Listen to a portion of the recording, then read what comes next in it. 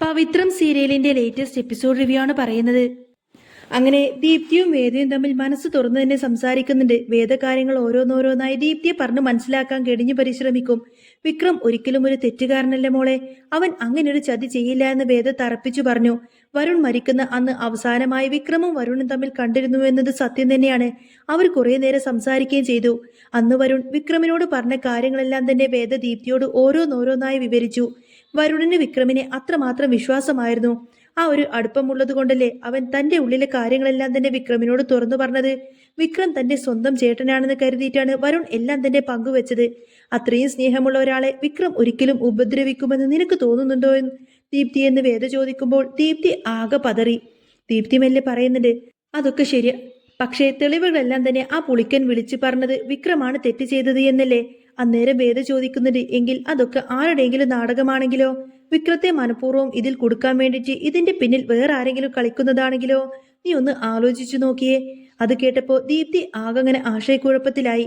വേദ വീണ്ടും തുടർന്നു, നിനക്ക് നിന്റെ സാമാന്യ ബുദ്ധി വെച്ചൊന്ന് ചിന്തിച്ചൂടെ? ഇത്രയും കാലം കൂടെ ഉണ്ടായിട്ടും വരുണെ ഇല്ലാതാക്കണമെന്നുണ്ടെങ്കിൽ വിക്രത്തിന് അത് നേരത്തെ തന്നെ ചെയ്യാമായിരുന്നു.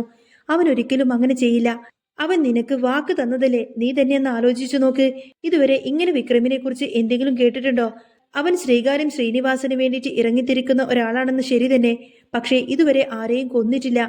അതൊന്നും വിക്രമിന് ചെയ്യാൻ പറ്റുന്ന കാര്യവുമല്ല. പിന്നെ വരുണിനെ കൊന്നിട്ട് വിക്രമിന് എന്ത് നേടാനാണ്? നിങ്ങളുടെ ബന്ധം തകർക്കാനാണോ? ഒരിക്കലുമല്ല. വേദ ആഞ്ഞു പറയുന്നുണ്ട്. ഒരു പക്ഷേ ഈ വീട്ടിലുള്ളവരാരെങ്കിലും വേറെ എന്തെങ്കിലും ചെയ്തതാണെന്ന് ആർക്കറിയാം. വേണമെങ്കിൽ നീയും വരുണും തമ്മിലുള്ള ആ ഒരു ബന്ധം തകർക്കാൻ വേണ്ടിയിട്ട് അവൻ ശ്രമിച്ചു കാണും. അല്ലാതെ വിക്രമിന് ഇതിലൂടെ പ്രത്യേകിച്ച് ഗുണമൊന്നും തന്നെയില്ല. ഇത് കേട്ടപ്പോ ദീപ്തിക്ക് സങ്കടം സഹിക്കാനാവാതെ ദീപ്തി പൊട്ടിക്കരയാണ്. വേദ അവളെ ആശ്വസിപ്പിച്ചുകൊണ്ട് പറഞ്ഞു, മോളെ നീ വിഷമിക്കണ്ട, വിക്രം തെറ്റ് ചെയ്തിട്ടില്ല. ഇതിന്റെ പിന്നിൽ ശരിക്കും ആരാണെന്ന് നമുക്ക് കണ്ടുപിടിക്കണം. അതിന് നിന്റെ സഹായം കൂടി എനിക്ക് വേണമെന്ന് പറയും. ദീപ്തി ചോദിക്കുന്നുണ്ട്, ചേച്ചി ഞാൻ എന്ത് ഹെൽപ്പാണ് ചെയ്യേണ്ടത് എന്ന്. അന്നേരം വേദ പറയുന്നുണ്ട്, നിനക്കറിയാത്ത പല കാര്യങ്ങളും ഇവിടെ നടക്കുന്നുണ്ട് ദീപ്തി, പക്ഷേ എല്ലാം ഇപ്പോ എനിക്ക് പറയാൻ പറ്റില്ല. ഞാൻ എന്തിനാണ് ഈ വീട്ടിലേക്ക് വന്നതെന്ന് നിനക്കറിയാമല്ലോ. ആ വരവിന് പിന്നിൽ ചില സത്യങ്ങൾ പുറത്തു വരാനുണ്ട്. പണ്ട് നീ പലപ്പോഴും ചോദിച്ചിട്ടും ഞാൻ പറയാതിരുന്നത് ഇതിന്റെ പിന്നിൽ വലിയൊരു ചതി ഒളിഞ്ഞിരിക്കുന്നത് കൊണ്ടാണ്. എനിക്ക് വിക്രമിനോട് ഒരു ദേഷ്യവുമില്ല. പഴയതുപോലെ തന്നെ അവനോട് എനിക്ക് ഇഷ്ടം മാത്രമേ ഉള്ളൂ. വിക്രത്തിന്റെ വീട്ടുകാർ സങ്കടപ്പെടരുത് എന്ന് കരുതിയിട്ട് മാത്രമാണ് ഞാൻ അന്നിങ്ങോട്ടേക്ക് വന്നത്. കാരണം എനിക്ക് വിക്രമിനെ അത്രമാത്രം ഇഷ്ടമാണ്. അവനൊരു ക്രൂരനൊന്നുമല്ല. അവന്റെ മനസ്സ് എനിക്ക് നന്നായിട്ടറിയാം. അതുകൊണ്ടാണ് അവൻ രക്ഷപ്പെടണമെന്ന് ഞാൻ ചിന്തിച്ചത്. നിരപരാധിയായിട്ടുള്ള അവൻ രക്ഷപ്പെടണമെങ്കിൽ നീ എന്റെ കൂടെ നിൽക്കണം. ദീപ്തി എന്ത് ചെയ്യണമെന്നറിയാതെ നിൽക്കാണ്. ഇപ്പോ വിക്രം ഒരു രഹസ്യ സങ്കേതത്തിലുണ്ട്. പക്ഷേ വാസവന്റെ ആൾക്കാർ അവനെ തീർക്കാൻ പുറകെ തന്നെയുണ്ട്. പോലീസിന്റെ കയ്യിൽ കിട്ടിയാലും അവർ അവനെ വെറുതെ വിടുന്നില്ല. അതുകൊണ്ട് വിക്രമിനെ എങ്ങനെയെങ്കിലും രക്ഷിക്കണം. ദീപ്തി ചോദിക്കുന്നത്, ചേച്ചിയുടെ ഉദ്ദേശം എന്താണെന്ന്. വേദ മറുപടി നൽകി, വിക്രമിനെ ഇങ്ങോട്ട് തന്നെ കൊണ്ടുവരണം, അതാണിപ്പോ എന്റെ പ്ലാന്. ഇത് കേട്ട് ദീപ്തി ഒന്ന് അമ്പരന്നു. ചേച്ചി ചേച്ചി എന്താ ഈ പറയുന്നത്? അതേ ദീപ്തി, വിക്രം ഇവിടെയായിരിക്കും ഏറ്റവും സേഫ്. പുറത്തെവിടെയാണെങ്കിലും പോലീസും വാസവനും അവനെ കണ്ടുപിടിക്കും. ഇവിടെയാണെങ്കിൽ ആരുടെയും സംശയം അങ്ങോട്ടേക്ക് വരില്ല. വരുണിനെ കൊന്ന യഥാർത്ഥ കുറ്റവാളിയെ നിനക്ക് കണ്ടുപിടിക്കേണ്ടേ? അവനെ നിയമത്തിന് മുന്നിൽ നിനക്ക് കൊണ്ടുവരേണ്ടേ?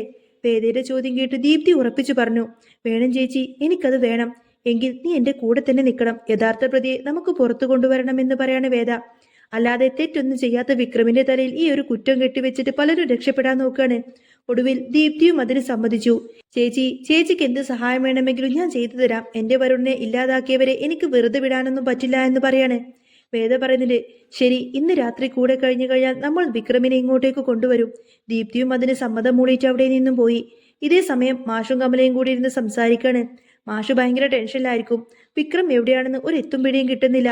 കമലമ്മ വന്ന് ചോദിക്കുന്നുണ്ട്, മാഷെ വിക്രമിനെ കുറിച്ച് എന്തെങ്കിലും വിവരമുണ്ടോ? ഇല്ല എന്ന് മാഷ് നിസ്സഹായമായി പറഞ്ഞു. ആ സമയത്താണ് വിശ്വം അങ്ങോട്ടേക്ക് വരുന്നത്. ശ്രീനിവാസനെ കണ്ട് വിവരങ്ങളൊക്കെ തിരക്കാൻ പോയതായിരുന്നു വിക്രം. ശ്രീജയും മറ്റുള്ളവരും ഓടി വന്ന് ചോദിക്കുന്നുണ്ട്, എന്തായി വിശ്വേട്ട കാര്യങ്ങളൊക്കെ? വിക്രമിനെ കുറിച്ച് എന്തെങ്കിലും അറിഞ്ഞോ? ശ്രീനിവാസൻ സാർ എന്ത് പറഞ്ഞു? വിശ്വം പറയുന്നുണ്ട്, ശ്രീനി സാറിനും ഇതിനെ കുറിച്ചിട്ട് വലിയ അറിവൊന്നുമില്ല. വിക്രം എവിടെയാണെന്ന് അദ്ദേഹത്തിന് അറിയില്ല. അവൻ വാസവന്റെ പിടിയിലാണോ എന്ന് പോലും പലരും സംശയിക്കുന്നുണ്ട്. ഇത് കേട്ടപ്പോ കമലമ്മ ആകെ പേടിച്ചുപോയി. അയ്യോ, എന്റെ മോനെ ഇനി അവരെന്തെങ്കിലും ചെയ്യോ? വിശ്വം പറയുന്നുണ്ട്, ഒന്നും പറയാൻ പറ്റില്ല അമ്മേ. വാസവന്റെ സ്വഭാവം വെച്ച് എന്തു പ്രതീക്ഷിക്കാം. രാജേട്ടനും ജോസഫൊക്കെ അവനെ തെരഞ്ഞു പോകുന്നുണ്ട്. അത് കേട്ടപ്പോ കമലമ്മ ആകെ തകർന്നുപോയി. അപ്പോഴാണ് SI സാബുവും സംഘവും വീട് പരിശോധിക്കാൻ അങ്ങോട്ടേക്ക് വരുന്നത്. വന്ന പാടെ തന്നെ SI സാബു വിക്രത്തിനെ കുറിച്ച് ചോദിച്ച് ബഹളം വെച്ചു. മാഷിന്റെ ഷർട്ടിന്റെ കോളറിനങ്ങ് കുത്തിരി പിടിച്ചു. തള്ളിക്കൊണ്ട് തന്നെ അയാൾ ആക്രോശിച്ചു. അവൻ എവിടെ പോയി ഒളിച്ചാലും എന്റെ കയ്യിൽ കിട്ടും. അവൻ എന്റെ കൈ കിട്ടിയ പിന്നെ അവനൊരിക്കലും പുറം ലോകം കാണില്ല. ഞാൻ അവനെ തീർക്കുമെന്നൊക്കെ പറയും.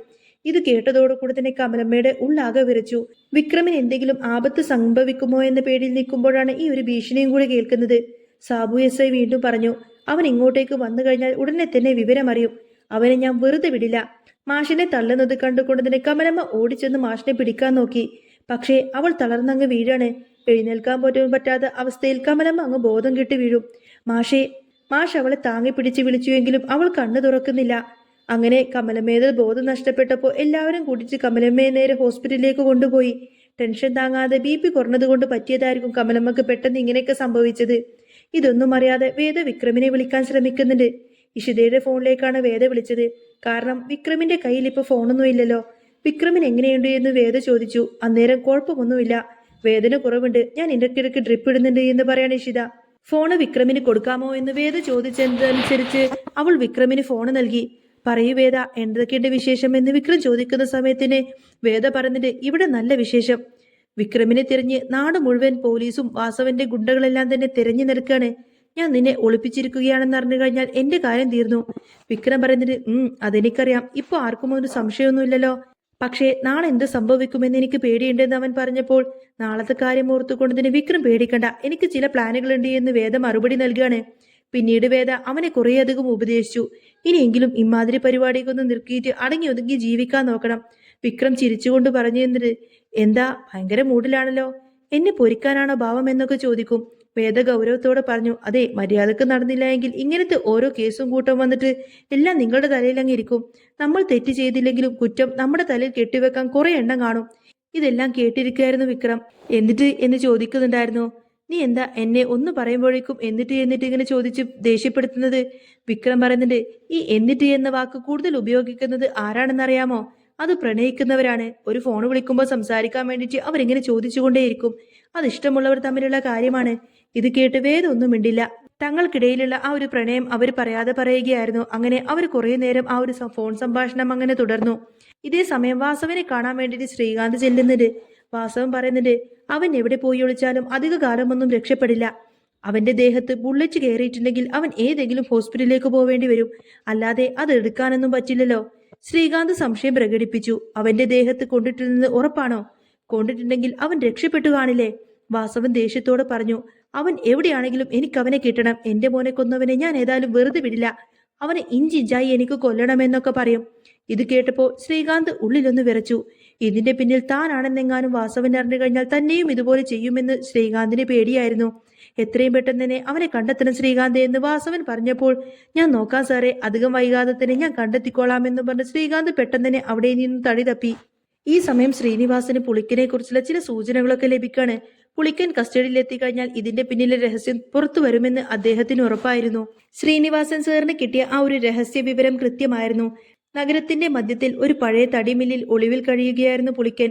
പോലീസിനെ വെട്ടിച്ച് അവിടെ നിന്നും കടക്കാൻ അവൻ ശ്രമിച്ചുവെങ്കിലും ശ്രീനിവാസൻ വരച്ച വരയിൽ അവൻ കൃത്യമായി തന്നെ വീണു. ലോക്കപ്പിലെ ആദ്യ കുറച്ച് മണിക്കൂറുകൾക്കുള്ളിൽ പുളിക്കൻ മൗനം പാലിച്ചുവെങ്കിലും ശ്രീനിവാസൻ സാറിന്റെ രീതിയിലുള്ള ചോദ്യം ചെയ്യൽ തുടങ്ങിയതോടുകൂടെ തന്നെ അവൻ ആകെ തകർന്നുപോയി. സർ, ഞാൻ എല്ലാം പറയാം, എന്നെ കൊല്ലരുത്. ഇതെല്ലാം ചെയ്യിപ്പിച്ചത് ശ്രീകാന്താണ്. വിക്രത്തെ ഇതിൽ കുടുക്കിയതും വരുണിനെ ഇല്ലാതാക്കാൻ പദ്ധതിയിട്ടതെല്ലാം തന്നെ ശ്രീകാന്താണ്. പുളിക്കന്റെ ഈ ഒരു കുറ്റസമ്മതം ശരിക്കും അപ്രതീക്ഷിതമായിരുന്നു. ഇതേസമയം ഹോസ്പിറ്റലിൽ ബോധം വീണ കമല ഇപ്പോഴും വിക്രയത്തെ ഓർത്തുകൊണ്ട് തന്നെ കരയുകയാണ്. പക്ഷേ അവിടേക്കെത്തിയ വേദിയുടെ മുഖത്ത് ഒരു പ്രത്യേക തിളക്കമുണ്ടായിരുന്നു. അവൾ ദീപ്തിയുടെ കയ്യും പിടിച്ചുകൊണ്ട് തന്നെ കമലയുടെ അടുത്തേക്ക് ചെന്നു. അമ്മേ, അമ്മ വിഷമിക്കേണ്ട, സത്യം ഏതായാലും പുറത്തു വന്നു കഴിഞ്ഞു. വിക്രത്തെയല്ല, യഥാർത്ഥ കുറ്റവാളിയെ തന്നെ പോലീസ് തിരിച്ചറിഞ്ഞു കഴിഞ്ഞു എന്ന് പറയും. വേദയുടെ വാക്ക് കേട്ടതോടുകൂടി തന്നെ ആ ഒരു മുറിയിലുണ്ടായിരുന്ന എല്ലാവരും ആകെ സ്തംഭിച്ചു പോയി. വേദ പ്ലാൻ ചെയ്തതുപോലെ തന്നെ വിക്രമിനെ അന്ന് രാത്രി അതീവ രഹസ്യമായി തന്നെ അവൾ വീട്ടിലെത്തിച്ചു. മുറിവേറ്റിയ വിക്രത്തെ കണ്ട് കമലമ്മ വിങ്ങിപ്പൊട്ടി. പിറ്റേന്ന് രാവിലെ വാസവന്റെ വീട്ടിലേക്ക് പോലീസ് ജീപ്പ് പാഞ്ഞെത്തി. പക്ഷേ അവിടെ വന്നത് വിക്രമിനെ പിടിക്കാനായിരുന്നില്ല. വാസവന്റെ കൂടെ ഇരുന്ന് അടുത്ത ഗൂഢാലോചന നടത്തുന്ന ശ്രീകാന്തിനെയായിരുന്നു അവരുടെ ലക്ഷ്യം വെച്ചത്. ശ്രീകാന്ത്, വരുൺ കൊലക്കേസിലും വിക്രമിനെ വധിക്കാൻ ശ്രമിച്ചതിലും നിങ്ങളെ ഞങ്ങൾ അറസ്റ്റ് ചെയ്യുന്നു. ശ്രീനിവാസൻ സാറിന്റെ വാക്ക് കേട്ട് വാസവനൊന്ന് അമ്പരന്നു. സർ, നിങ്ങൾക്കിത് എന്തു പറ്റി? നിങ്ങൾ എന്തൊക്കെയാണ് ഈ പറയുന്നത്? വിക്രമാണ് പ്രതിയെന്ന് ഇവൻ പറഞ്ഞതല്ലേ എന്ന് വാസവൻ ചോദിച്ചപ്പോൾ പുളിക്കനെ പോലീസ് മുന്നിലേക്കന്ന് ഹാജരാക്കി. തന്റെ വിശ്വസ്തനായ സഹായി തന്നെ ഒറ്റിക്കൊടുക്കുമെന്ന് മനസ്സിലാക്കിയ ശ്രീകാന്ത് ആകെ വിളറി വെളുത്തു. തന്റെ മകനെ കൊന്നവന്റെ കൂടെയാണ് ഇത്രയും കാലം താൻ നടന്നതെന്ന് തിരിച്ചറിഞ്ഞ വാസവൻ ഒരു ഹിംസമൃഗത്തെ പോലെ തന്നെ ശ്രീകാന്തിന്റെ നേർക്കങ്ങ് പാഞ്ഞെടുത്തു. പക്ഷേ പോലീസ് അയാളെ തടഞ്ഞു. നിയമത്തിന്റെ കയ്യിൽ ശ്രീകാന്ത് ഒതുങ്ങിയതോടുകൂടി തന്നെ ആ കുടുംബത്തിൽ സമാധാനം തിരിച്ചെത്തി. വിക്രമിന്റെ മുറിവുകൾ വേദയുടെ പരിചരണത്തിൽ വേഗത്തിൽ തന്നെ ഭേദമായിരുന്നു. ദീപ്തി തന്റെ തെറ്റായ സംശയങ്ങളിൽ വിക്രത്തോടും വേദയോടും മാപ്പ് ചോദിച്ചു. അങ്ങനെ ഒരു വൈകുന്നേരം വീടിന്റെ ഉമ്മറത്ത് എല്ലാവരും ഇരിക്കുമ്പോൾ വിക്രം വേദയെ നോക്കി പതുക്കെ ചോദിച്ചു, അന്ന് ഫോണിൽ പറഞ്ഞതെല്ലാം ഓർമ്മയുണ്ടോ? ഇഷ്ടമുള്ളവർ തമ്മിൽ സംസാരിക്കുമ്പോൾ എന്നിട്ട് എന്ന് ചോദിക്കുമെന്ന്. വേദ ചിരിച്ചുകൊണ്ട് അവനെ നോക്കിയിട്ട് എന്നിട്ട് എന്ന് ചോദിക്കും. അങ്ങനെ അവർ രണ്ടുപേരുടെയും കണ്ണുകളിൽ ഒരു നിമിഷം പുതിയൊരു ജീവിതത്തിന്റെ പ്രതീക്ഷകൾ വിരിഞ്ഞു. കമലമ്മയും മാഷും സന്തോഷത്തോടു കൂടി തന്നെ അവരെ തന്നെ നോക്കി നിന്നു. നീതി ജയിച്ചു. സ്നേഹം ഒരിക്കൽ കൂടി ആ വീടിനെ അങ്ങ് ധന്യമാക്കുന്ന ഒരു അടിപൊളി സൂപ്പർ രംഗങ്ങൾ കേട്ടോ ഇനി വരാൻ പോകുന്നത്. അപ്പോൾ നിങ്ങൾക്ക് ഈ ഒരു ചാനൽ ഇഷ്ടമാവുകയാണെങ്കിൽ സബ്സ്ക്രൈബ് ചെയ്യാനും സപ്പോർട്ട് ചെയ്യാനും മറക്കല്ലേ. നെക്സ്റ്റ് വീഡിയോ ഉടനെ വരാം. ബൈ.